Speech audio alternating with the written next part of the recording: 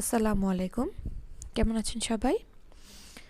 আজকে আমরা কোনো টিউটোরিয়াল ভিডিও করছি না। আজকে আমরা ছোট্ট একটা আলোচনা করব। সেটা হচ্ছে ইয়ার্ন এবং থ্রেডের পার্থক্য। এবং আমি দেখাবো আজকে সাধারণত আমরা কুরুশ কাটার কাজের জন্য কি ধরনের সুতা ব্যবহার করি। তো আসুন প্রথমেই জেনে নেওয়া যাক ইয়ার্ন এবং থ্রেড কি। ইয়ার্ন ও থ্রেড প্রাকৃতিক এবং কৃত্রিম তন্তু থেকে উৎপাদন করা হয়, যা ব্যবহার করা হয় বিভিন্ন রকমের বস্ত্র তৈরি এবং তা জোড়া লাগানোর জন্য। ইয়ার্ন এবং থ্রেড একই জিনিস হলেও তাদের মধ্যে গঠনগত কিছু পার্থক্য আছে। ইয়ার্ন তুলনামূলক নরম হয় এবং কম শক্তিশালী হয়। থ্রেড তুলনামূলক শক্ত হয় এবং বেশি শক্তিশালী হয়। ইয়ার্ন সাধারণত কাপড় তৈরিতে এবং প্লাই করে থ্রেড তৈরির কাজে ব্যবহার করা হয়। ইয়ার্নের সাথে প্লাইগুলো খুব হালকাভাবে লাগানো থাকে, যেটা সহজেই খুলে ফেলা যায়, কিন্তু থ্রেডে প্লাইগুলো খুব শক্তভাবে পেঁচিয়ে লাগানো হয়, যার কারণে থ্রেড শক্ত এবং দীর্ঘস্থায়ী হয়। থ্রেড সাধারণত কাপড়ের প্লাইগুলোকে জোড়া লাগানোর জন্য এবং তাকে বিভিন্ন রকমের অলঙ্করণ করার জন্য ব্যবহার করা হয়। এই হলো ইয়ার্ন এবং থ্রেডের পার্থক্য। এছাড়াও আরও কিছু পার্থক্য আছে। ইয়ার্ন সাধারণত চিকন হয় এবং থ্রেড তুলনামূলক মোটা হয়, কারণ কয়েক প্লাই ইয়ার্ন পেঁচিয়ে কিন্তু থ্রেড তৈরি করা হয়। তো আসুন আমরা কুরুশের কাজে যে সমস্ত ইয়ার্ন এবং থ্রেড ব্যবহার করি তার সম্পর্কে একটু সংক্ষিপ্তভাবে আমরা জেনে নিই।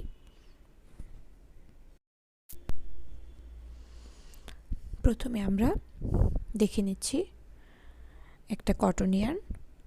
আমরা সাধারণত কুরুশের কাজে কটন ইয়ার্ন ইউজ করে থাকি। এটা খুবই নরম হয়, সম্পূর্ণ কটনের তৈরি এবং বিভিন্ন কালারে পাওয়া যায়।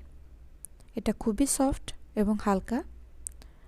আপনারা লক্ষ্য করুন, এখানে কিন্তু কয়েক প্লাই ইয়ার্নকে পেঁচিয়ে একটা মোটা ইয়ার্ন তৈরি করে নেওয়া হয়েছে, কারণ অনেক চিকন প্লাই দিয়ে কুরুশের কাজ করা যাবে না।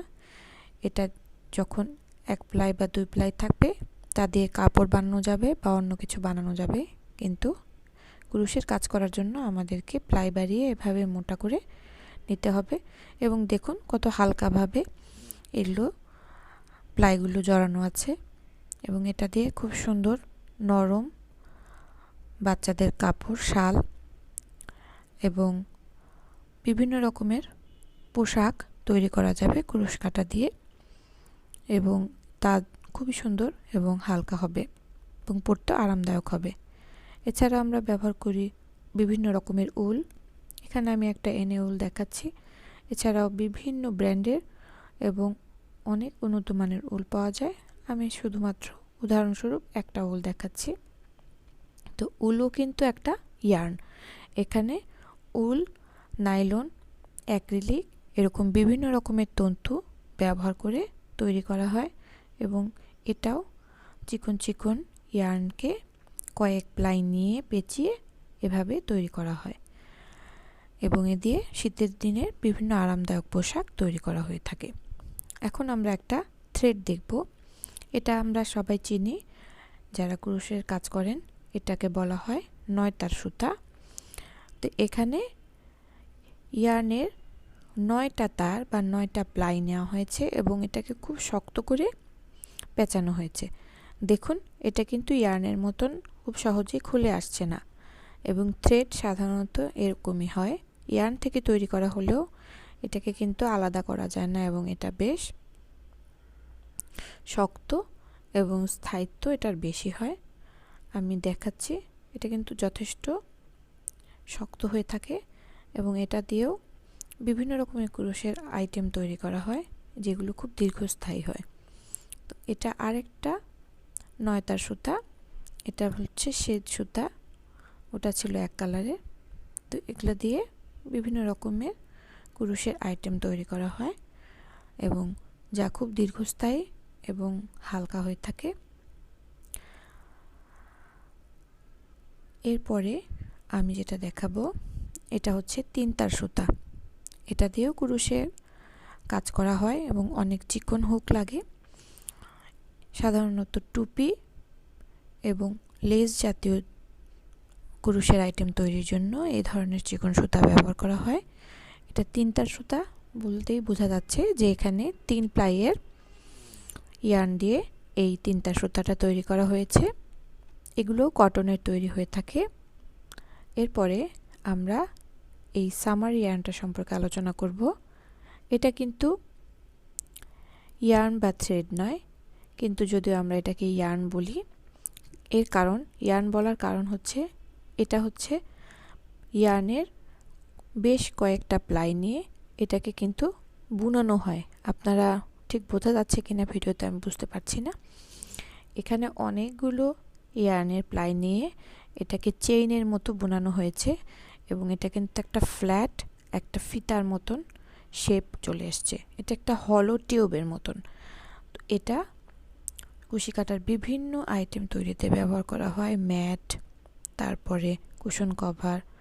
তো এটা কিন্তু কটনের এবং পলিস্টার মিক্স হয়ে থাকে এবং এটা দিয়ে যে কোনো আইটেম বানানো হলে সেটা বেশ দীর্ঘস্থায়ী হয়। বিভিন্ন কালারে এটা পাওয়া যায়। এটাকে আমরা কটন কর্ড বলি, যেহেতু এটা কর্ডের মতো পেঁচানো, এই জন্য আমরা এটাকে কর্ড বলি। এটা কিন্তু ইয়ার্ন এবং থ্রেডের থেকে আলাদা। নেক্সট আমরা এখানে দেখছি এটাকে বলা হয় মালাই কর্ড। মালাই কর্ড সামার ইয়ার্নের মতোই, এটার গঠন কিন্তু সামার ইয়ার্নের মতোই চেইন আকারে বুনানো থাকে এবং এটার ম্যাটেরিয়ালটা থাকে পলিস্টার এবং নাইলন মিক্সড। তো এটা গ্লেসি এবং খুব সুন্দর হয় এবং বিভিন্ন কালারে পাওয়া যায় এবং এটা দিয়ে যে আইটেমটা বানানো হবে সেটা খুবই দীর্ঘস্থায়ী হবে এবং দেখতেও খুব সুন্দর হবে। কিন্তু এটা কিন্তু কটনের না, এটা সিনথেটিক হয়ে থাকে। তো এটাও একটা কর্ড, এটা কিন্তু ইয়ার্ন বা থ্রেড নয়। তো আমরা যে কটা জিনিস দেখলাম এর মধ্যে সামার ইয়ার্ন বা কটন কর্ড এবং মালাই কর্ড, এই দুটো জিনিস কিন্তু গঠনের দিক থেকে আলাদা, আর ইয়ার্ন এবং থ্রেড গঠনের দিক থেকে কিছুটা একই রকম। এই ছিল আজকের আলোচনা। সবাইকে অনুরোধ জানাচ্ছি অবশ্যই অবশ্যই আমাদের চ্যানেলটাকে সাবস্ক্রাইব করবেন এবং বেল বাটনে অবশ্যই চাপ দিয়ে রাখবেন যাতে পরবর্তী ভিডিওগুলো দেখা যায়। এবং এতক্ষণ আমাদের ভিডিওটা দেখার জন্য সবাইকে অনেক অনেক ধন্যবাদ। আল্লাহ হাফেজ, ভালো থাকবেন।